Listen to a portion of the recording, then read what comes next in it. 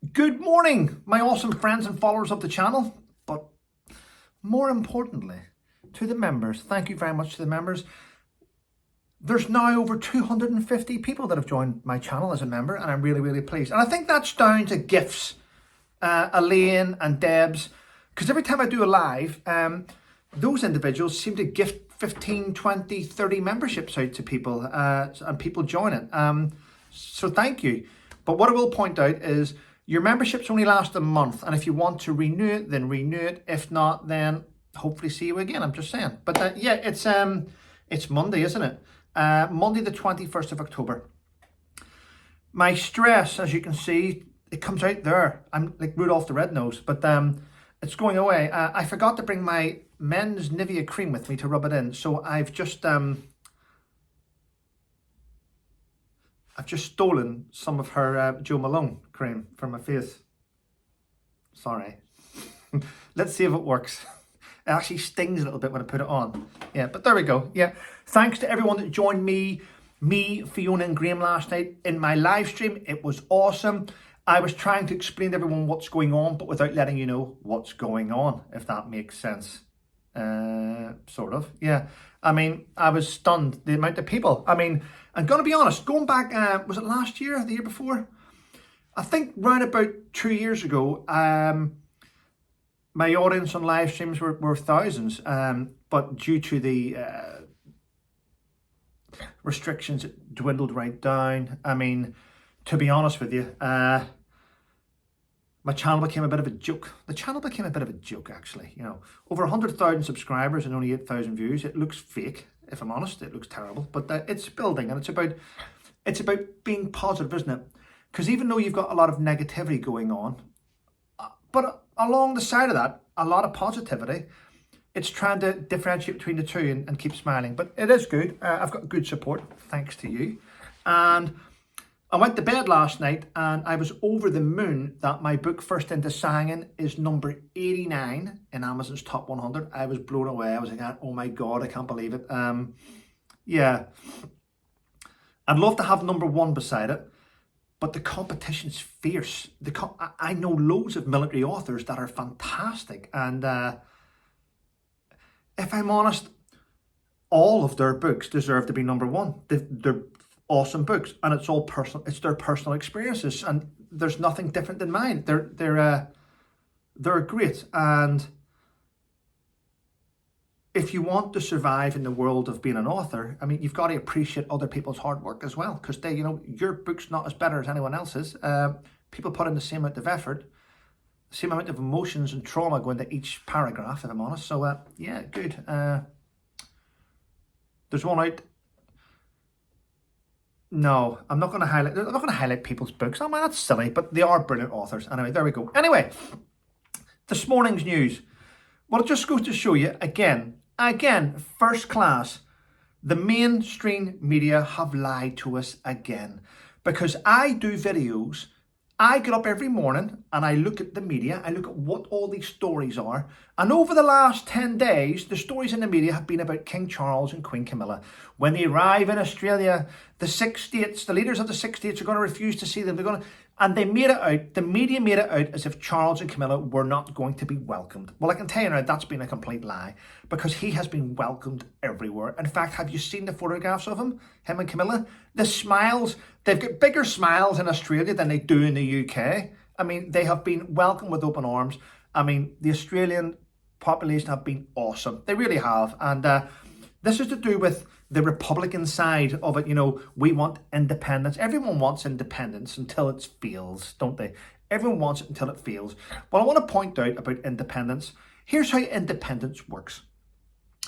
If you protest and you vote and you manage to get an independence, we're independent from the UK, you're not independent, are you? No, you're not. Because not only, do you know what comes with independence? All these signatures, because you say, we want independence from you, but we're going to struggle.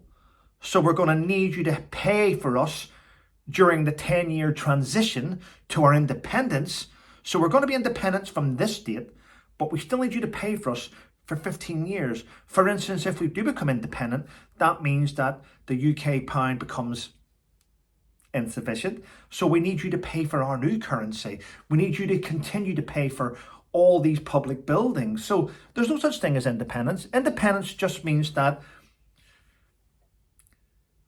eventually you want to stand on your own 2 feet, but you're going to start it from next month. But you need the country you need independence from to continue to pay your bills and look after everyone in your public sector for the next 10, 15 years during a transition.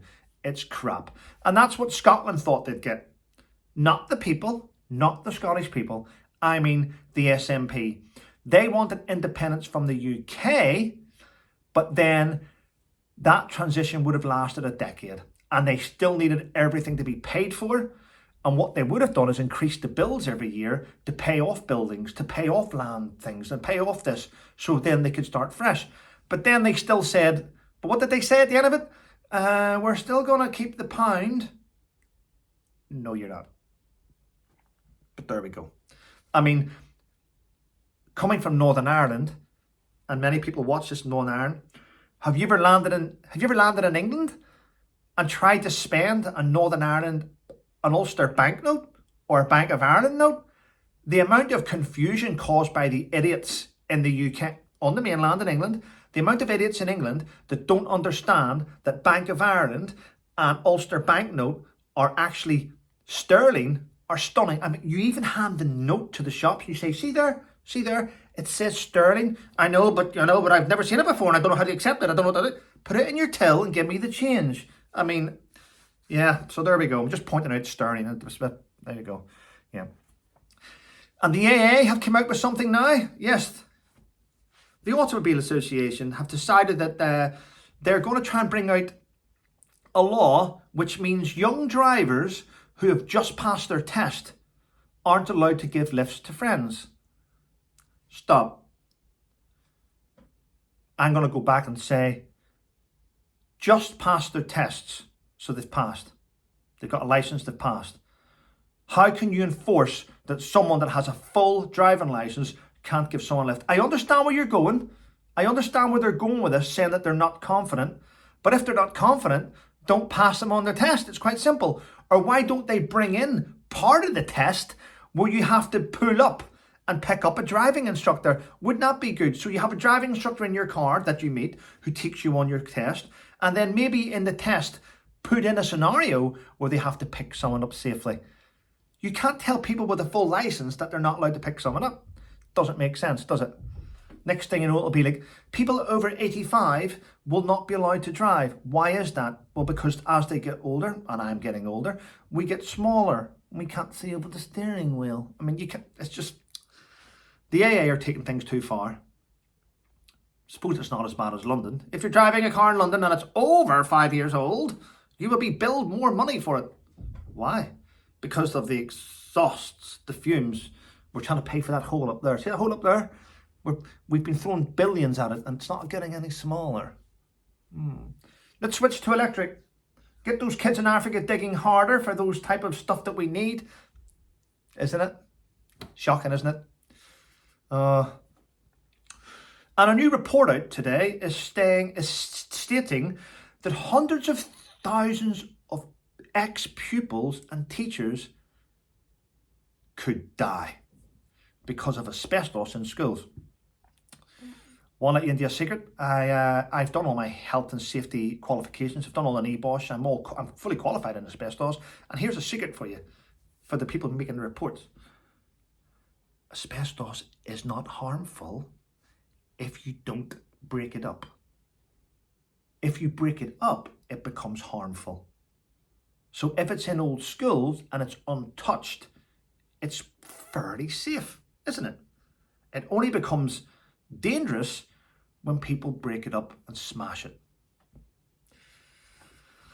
That's the thing about asbestos. It's not used anymore, but yeah, it absorbs heat, keeps heat in.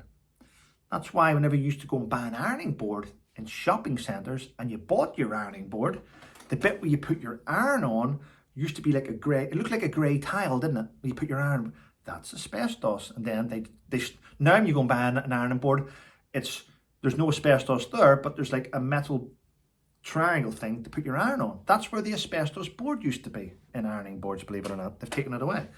It's asbestos is dangerous, but only if broken up. And it comes into particles, then you can breathe it in and it becomes problems with your lungs and stuff. Anyway, we'll not go into the health and safety side of it. Yes, those days are in the past. Yeah.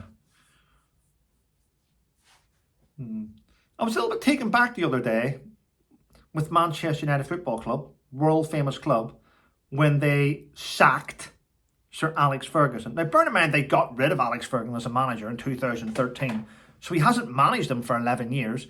However, he had a contract with Man United as an ambassadorial type role. So he was basically getting paid $2 million a year just to turn up and watch the matches. But him being there lifted the players. Let's be honest. When the Man United players sitting down the front knew that Sir Alex was there watching them, it lifted their spirits. They played harder. They didn't want to embarrass the team. But they got rid of him. He's been replaced though. Gary Neville has now taken over the role as Manchester United's ambassador role. So Gary Neville's now allowed to walk into the changing rooms. It used to be Sir Alex Ferguson. Now Sir Alex Ferguson is not allowed in the changing rooms to visit the players to say, let's go fellas, come on, we can do it today. He's not allowed to do it now. Quite strange. But anyway, I like Gary Neville. He's got a football head on him, clearly. Don't really like his politics, but as a football pundit and good at football, he's excellent. So there we go. But now that Gary Neville is an ambassador, and Gary Neville's like that with Roy Keane, I reckon you're going to see more Roy Keane at the matches with Gary. Going into the changing room. Come on, fellas, it's your job. It's your job. That'll be funny to watch, won't it? Yeah. And in the midst of all this nonsense in the UK to do with money and the Chancellor, you're not going to believe this. Now, you've heard of Eton College, yes. I think 20 plus prime ministers out of the last 56 prime ministers all went to Eton College. We know it's for the super upper class. The rich and famous go to Eton. But can you believe that the Eton headmaster has just received a 40% increase in his wages? I mean, his wages have jumped £100,000 this year. A headmaster in charge of Eton College is now earning £380,000 a year. Wow, eh? I find that absolutely ridiculous. Imagine getting an increase in wages. Imagine getting £280,000 a year in wages, and then someone saying, we're going to give you the wages of the guy in charge of the British Army, the Chief of General Staff. We're going to give you his wages on top of your own. You're like, what? An extra £100,000 a year? Wow. I mean, told you, the rich get richer, don't they? Yep, they find a way. Yeah. The government's got extra money now because they took it away from the pensioners, don't they? So they can give it to anything now. Can't they just use it and abuse it? I'm still pissed off about the fuel duty. Imagine posting the other day going, we haven't had a fuel duty rise in petrol and diesel in 14 years. But last year we made 9 billion profit on it. Doesn't make sense, does it? Nonsense. Crazy. And 2 staff members in the hotel now. Liam Payne died, let's be honest. 2 staff members of that hotel are now under investigation because they supplied Liam Payne with hardcore drugs leading up to his death. Now, I'm no expert in drugs, but I'm going to throw my opinion out there. It doesn't matter who supplied Liam Payne in drugs. He was always going to get them from somewhere, wasn't he? He was going to get them from somewhere. You cannot blame you cannot blame staff members. I suppose the only staff members I think should be blamed is the ones that left him lying convulsing in the hotel foyer and who took him to his room rather than get the ambulance to come to him in the foyer and take him away. That would have been, I mean, the staff behind that made probably the wrong decision, but they made a wrong decision. You can't blame them for someone's death. Yeah. The staff members may have supplied him with stuff, but they didn't make him take it, did they? No, he did it willingly. Yeah. Anyway, there we go. Right, people, listen, I'm off with my jumper with sewn-in collar. Jumper with sewn-in collar today. I'm off to do a few bits and pieces. Have a wonderful day, people. Hopefully that'll clear up in the next video so I can look beautiful again. Did it. Thanks for your support. Thanks for being members of my channel. For those of you that have become members, I do appreciate it. And for those of you that have helped me with my book back in the top 100, first into singing, I really appreciate it. Have a wonderful day, everyone. Remember, stay safe.